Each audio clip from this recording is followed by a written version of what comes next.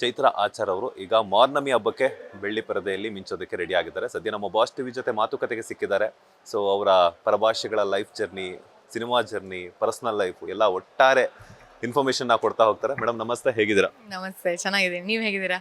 ನಾನು ಸೂಪರ್ ಆಗಿದ್ದೀನಿ. ಆಕ್ಚುಲಿ ನಿಮ್ಗೆ ಇದೇ ಪ್ಲಸ್ ಪಾಯಿಂಟ್ ಅನ್ಸುತ್ತೆ. ನಿಮ್ಗೆ ಹಂಗ ಅನ್ಸುತ್ತಾ? ಸರಿ, ಹಂಗಾದ್ರೆ ಓಕೆ. ಅಂಡ್ ಮಾರ್ನಮಿ ಟೋಬಿ ಆಯಿತು, ಅದರ ಜೊತೆಗೆ ಸಪ್ತಸಾಗರದಾಚೆ ಎಲ್ಲ ಆಯಿತು, ಇನ್ನೊಂದಷ್ಟು ಸಿನಿಮಾಗಳಾಯಿತು. ಈಗ ಮಾರ್ನಮಿ ಹಬ್ಬಕ್ಕೆ ಒಂದು ಮಾರ್ನಮಿ ಅನ್ನುವಂತಹ ಟೈಟಲ್ ಇಟ್ಕೊಂಡೆ ಬೆಳ್ಳಿ ಪರದೆಗೆ ಬರ್ತಾ ಇದ್ದೀರಾ.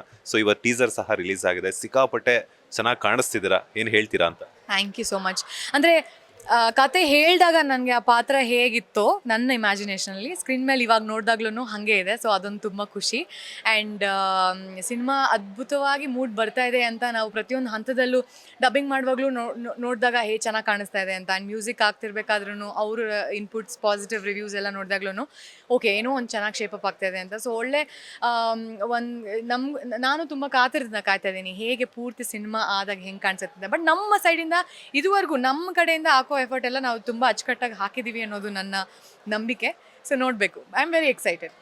ಮಾರ್ನಮಿ ಸಿನಿಮಾದಲ್ಲಿ ವಿಭಿನ್ನವಾಗಿ ಕಾಣಿಸ್ಕೊಳ್ತಿದ್ದಾರೆ. ಈಗಾಗಲೇ ಪ್ರತಿಯೊಂದು ಸಿನಿಮಾಗೂ ಕೂಡ ಒಂದು ಕ್ಯಾರೆಕ್ಟರ್ಗಿಂತ ಇನ್ನೊಂದು ಕ್ಯಾರೆಕ್ಟರ್ನ ಚೂಸ್ ಮಾಡ್ಕೊಳ್ಳೋದ್ರಲ್ಲಿ ಚೈತ್ರ ಆಚಾರ್ ಅವರು ಯಾವಾಗಲೂ ಕೂಡ ಒಂದು ಹೆಜ್ಜೆ ಮುಂದೆ ಇರ್ತಾರೆ. ಮಾರ್ನಮಿ ಸಿನಿಮಾವನ್ನು ಒಪ್ಕೊಳ್ಳೋದಕ್ಕೆ ಕಾರಣ ಏನು? ಕಥೆನೇ, ಅಂದರೆ ಡೈರೆಕ್ಟರ್ ಫಸ್ಟ್ ಟೈಮ್ ಬಂದು ಕತೆ ಹೇಳಿದಾಗ ನಂಗೆ ತುಂಬ ಇಷ್ಟ ಆಗಿತ್ತು. ಆ್ಯಂಡ್ ಆವಾಗ ನನಗೆ ಅವ್ರು ಹೇಳಿದ ಡೇಟ್ಸ್ಗೆ ಶೂಟ್ ಸ್ಟಾರ್ಟ್ ಮಾಡುವಾಗ ನನಗೆ ಅದೇ ಡೇಟ್ಸ್ಗೆ ನಾನು ಆಲ್ರೆಡಿ ತಮಿಳ್ ಸಿನಿಮಾ ಶೂಟ್ ಮಾಡ್ತಿದ್ದೆ. ಸೊ ನನಗೆ ಕ್ಲಾಶ್ ಆಗುತ್ತೆ ಅನ್ನೋ ಒಂದು ಕಾರಣಕ್ಕೆ ಮೋಸ್ಟ್ಲಿ ಆಗಲ್ಲ ಅಂತ ಹೇಳಿಬಿಟ್ಟಿದ್ದೆ. ಬಟ್ ಅದಾದಮೇಲೆ ಮತ್ತೆ ಒಂದು ತಿಂಗಳು ಏನೋ ಇನ್ಫ್ಯಾಕ್ಟ್ ಅವರು ಹೌದಾ ಅಂತ ಹೇಳಿ ಸರಿ ಹೀರೋನ್ ಹುಡುಕ್ತಾ ಇದ್ದೀವಿ ಅಂತ ಒಂದು ಪೋಸ್ಟರ್ ಮಾಡಿದ್ಮೇಲೆ ನಾನು ಅದನ್ನು ಶೇರ್ ಮಾಡಿದ್ದೀನಿ, ಯಾರಾದರೂ ಸಿಗ್ತಾರೇನೋ, ಅಟ್ಲೀಸ್ಟ್ ಸಿಗಲಿ ಅಂತ.